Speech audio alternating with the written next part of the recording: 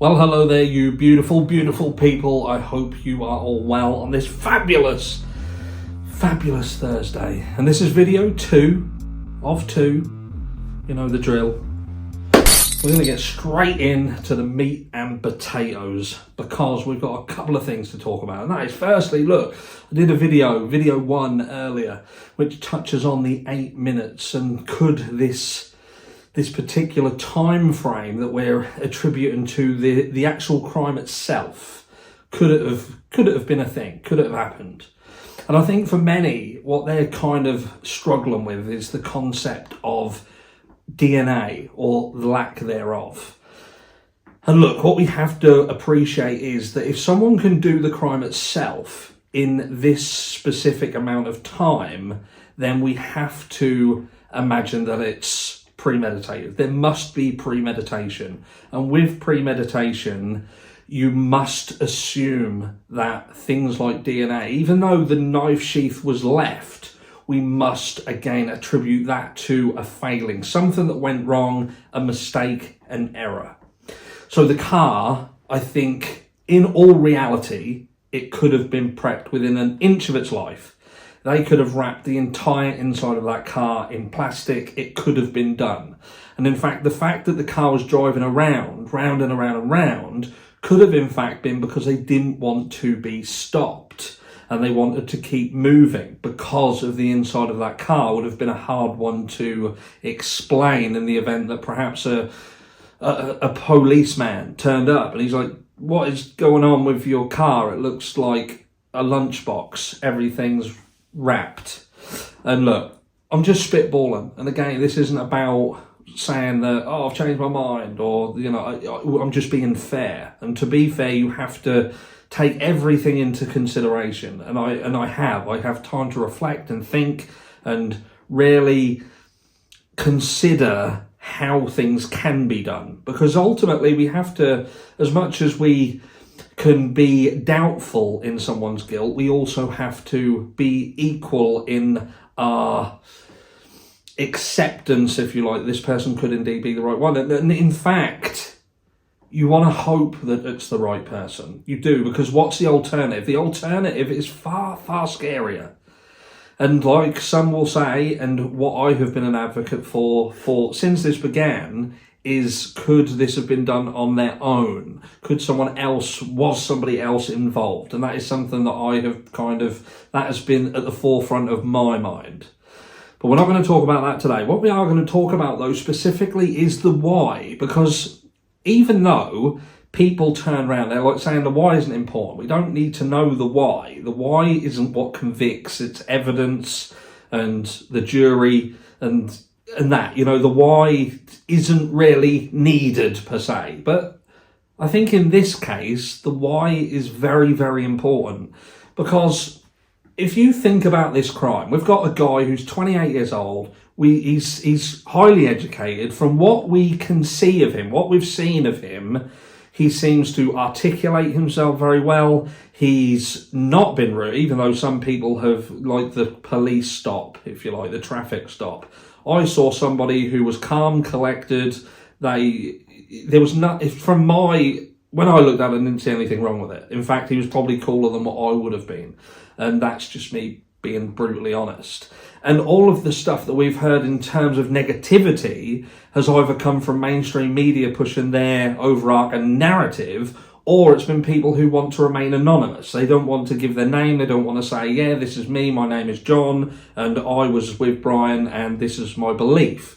Whereas anybody who has been supportive and offered a positive insight into Brian Kohberger, they are not anonymous. So they give up anonymity to give a statement that they feel is true, obviously, true enough to put their name to it. You've always got to be cautious of people who want to remain anonymous, or they have information from an anonymous source. Because if something is true, then why do you want to remain anonymous?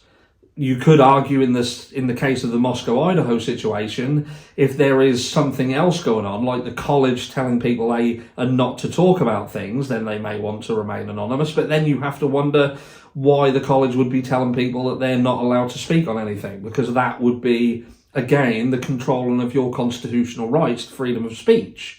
So that in itself is quite a controlling narrative to have, and certainly not something that you would expect to be a fundamental principle of a college. But anyway, I digress.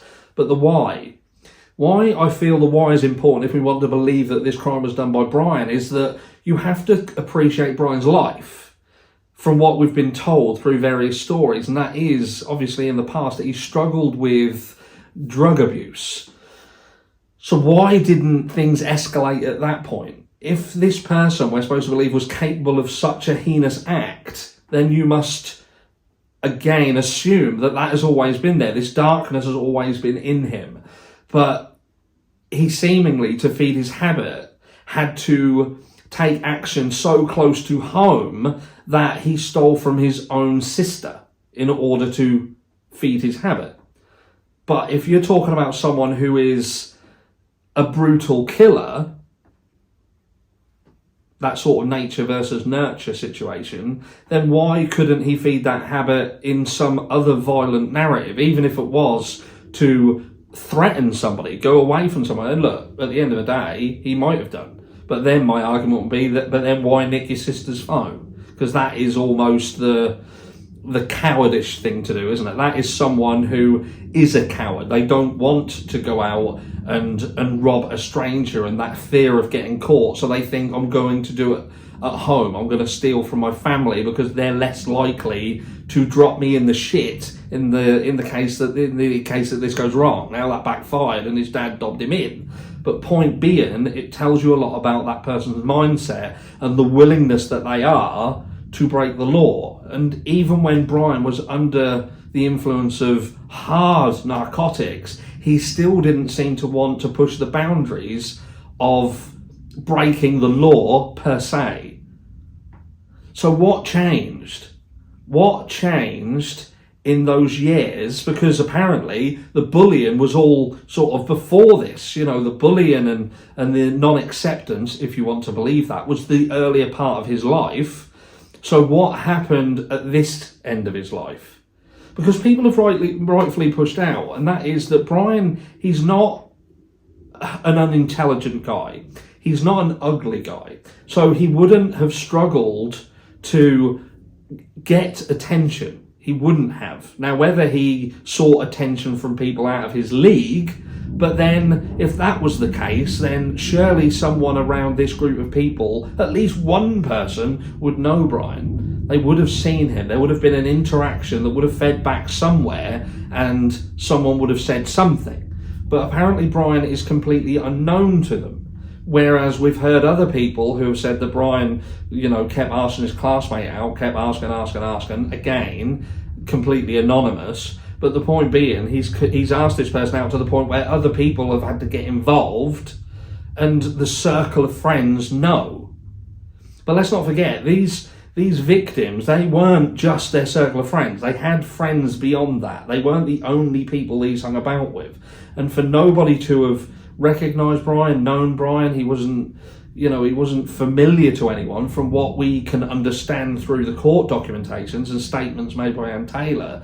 There seems to be something missing, and that is why the why is so important to me, because I just feel that what happened to make someone who had so many opportunities to show that he was capable of this, but seemingly showed that he wasn't capable, but then he done this heinous crime in this manner with absolutely no connection, when in reality, if it was just about that he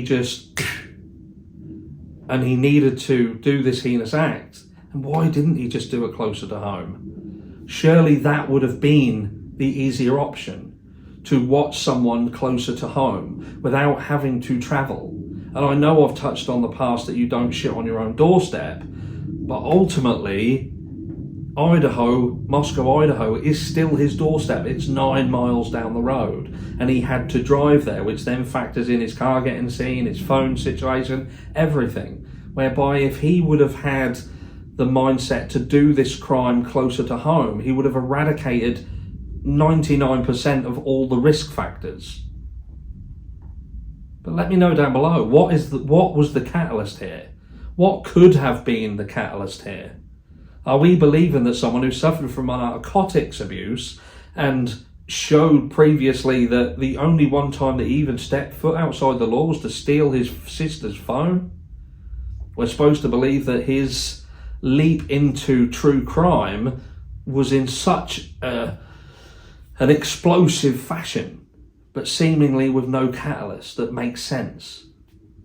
Because I can't buy it that he'd gone through the stuff that he went through and seemingly survived it, went into education and furthered his education and got to the position where he is now, and then we get to this point. Something must have seriously smacked him off course. And how can something be that devastating to smack someone that hard off course that no one else knows about it? Let me know down below. I'll catch you all in the next one.